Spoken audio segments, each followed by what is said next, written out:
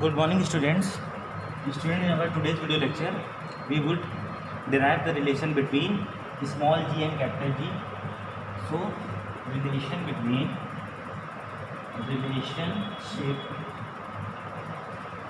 between small g and capital G. As we have talked in the yesterday video lecture, that g is what? It is the acceleration due to gravity. And what about capital G? It is universal gravitational constant. And as I told you that capital G values, why it is called universal? Because the value of capital G is constant in whole the universe. That's why it is called universal gravitational constant, and the value of capital G was 6.67 into 10 to the power minus 11. So it is very small value, that's why minus 11, and the unit is Newton meter square kg minus 2. So we are going to find a relation between small g and g. The value of g near the earth's surface is 9.8 meter s minus 2. Now as we take, suppose this is a earth and this is the center of the earth, and this one is RE. RE means here RE is radius of the earth. RE is radius of the earth, and we have denoted ME. ME we are denoting, ME is mass of the earth. ME is mass of the earth. So students, suppose there is a object which is situated at the surface of the earth, and the mass of this object, this is object, and the mass of this object is small, because mass is, as compared to mass of the earth, it is very small. That's why I am representing it by the small m, and that's why mass of the earth we are representing here capital by capital M. So you are seeing here ME is the mass of the object.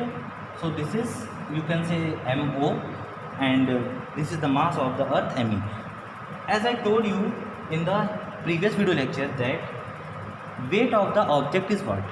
Weight of the object is force of attraction. It is the force of attraction. What is the weight? Weight of the object is force of attraction applied on the object by the earth. That force is called weight of the object. That is, weight W of O is mass of the object and acceleration due to gravity. We have find formula W equal to mg, weight of the object of mass m.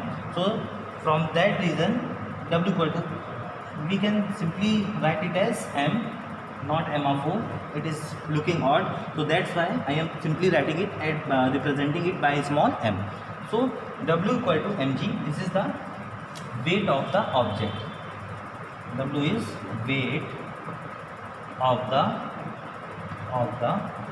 object. This is the weight of the object. Now you are seeing here, this is the earth, and mass of the earth is ME, and this is the object, the mass of the object is M. So there is a distance. The whole mass of the earth is centered at this point, center of the earth. So whole mass of the earth is centered at this point, so we can write M of V at this place, M of V. There is a distance between these two masses, M and ME, center of their masses. So यहाँ पर आप देख सकते हैं, this is by the formula of gravitational force, Newton's gravitational force, we can write F equal to m1 m2. So first mass is M of V, mass of the earth. Second mass is mass of the object, m1 m2, upon G, capital G, m1 m2 upon r square. But here you are seeing that the distance between their masses is r of E, so we can write it simply as r of E square. So this is force applied by the earth on the object. You can say this is the force which is object applying on the earth. So this force is attraction force between the object and the earth. And as we know that the force applied by the earth on the object is weight of the object. For that reason F and W would be equal because they both are same. So we can say F equal to W.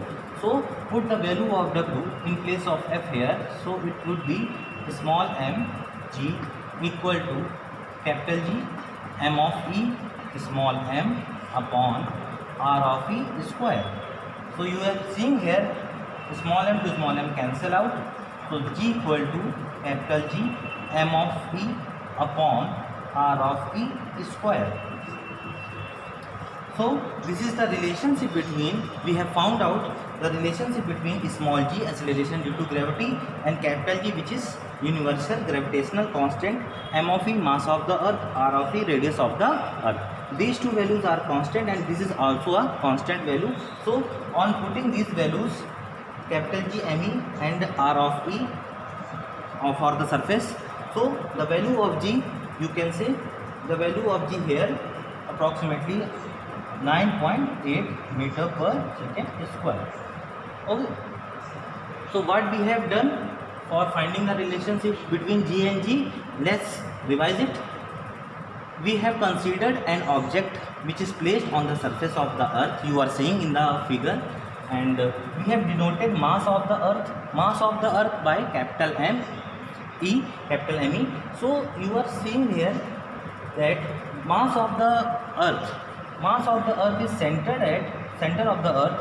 So that's why at the center of the earth I am representing here m of E, which is mass of the earth, and this is the mass of the object m small m at this place, and the distance between both masses is R of E, radius of the earth.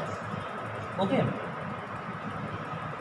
So I think there is a force of attraction, as we know that from the Newton's law of gravitation, there is a force of attraction between the particles which have masses. That's why F equal to G m E m upon R E square. This is the force applied on the object by the earth. Yeah, you can say this is also the force applied by the object on the earth. Magnitude wise both are same. So F is equal to G m E m upon R E square from the Newton's law of gravitation. And this force which is applied on the object by the earth is the weight of the object, and we know that the weight of the object is equal to what? M into G. We have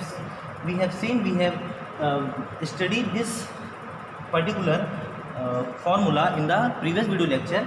So W equal to mg. So from these two, F is equal to W because both are same thing. So we can say F is equal to W, and in place of F we can put W, and the value of W is mg. So just put this value here, and mg is what? Mg equal to G capital G m E m upon R E square. From here if we are seeing that small m cancel out small m, so G equal to capital G m E upon R E square. Okay, this is the relationship between small g and capital G. I think you have cleared this derivation, small derivation.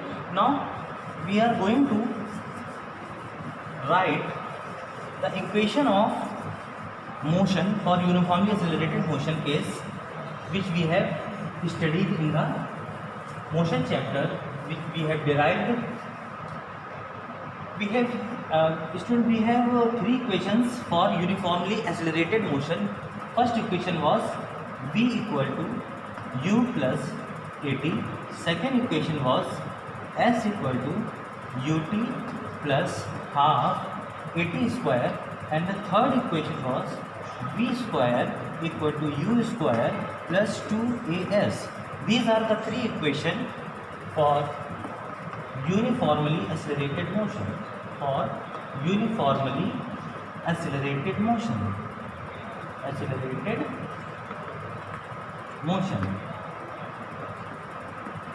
Okay. Now in this particular chapter, particular topic, gravitation, we would find the equation for vertical motion due to gravity.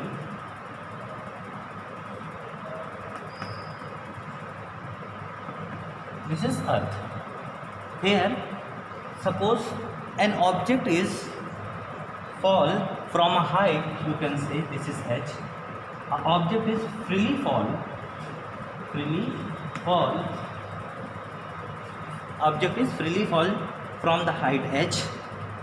So you are seeing here, this because of the force of attraction by the earth comes down, and if there is a net force on the object, if there is a net force acting on the object, we have studied in the chapter in the fourth topic that there is, according to Newton's second law, if there is net force on the object, it means there would be acceleration.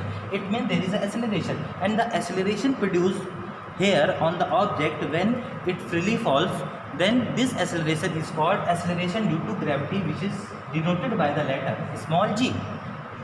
So these equations would be modified.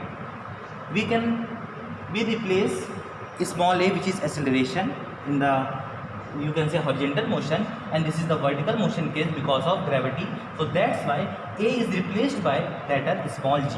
Okay, so all the equations would be v equal to, this is final velocity, v equal to u plus g t, and as is the distance here, distance in place of distance we can put h, height. So it would be h equal to ut plus half gt square, second equation, and the third equation v square equal to u square plus 2 in place of a, g in place of h as h. So these are the equations for this type of situations when an object falls freely. Here students, you can understand, you have to understand that what it really means for freely object is freely falling. Here freely falling means you are seeing here object is falling from height h. So there is a, if we talked about practically, there is a air in between object and the earth, and when object because of earth gravity trying to move, come down towards the earth, the air in between earth and object try to hold that object. It means air is applying a force in the opposite direction, upward directions. So that effect of the air we are not considering here. That's why we can say that it is freely falling. So here the freely falling word means the object is coming down freely, means we are not taking the effect of earth on the motion of the object when we fall, when we put off the object from a height h. So you can say that it is freely falling. So these are the equations which is used in this type of situation for solving the particular numerical problem. And if the object is throwing upward, if the object is throwing upward, in that case you are seeing that velocity of the object start continuously decreasing. The object velocity start continuously decreasing. It means small g would become minus. It would be negative acceleration. We would talk about negative acceleration because the velocity of the object is continuously decreasing. Here in this case, when the object comes down, its velocity continuously increasing, and as it touches the ground, when it touches just touching the ground, at that instant the velocity of the object would be maximum. So this case, when it comes down, in this case the value of g we would take positive. For this case, when we throw the object vertically up, so here the value of g would be negative. Then the formula you can say minus g t h equal to ut minus g, so it would be minus half g t square. And what about this? This is v square equal to u square minus 2gh.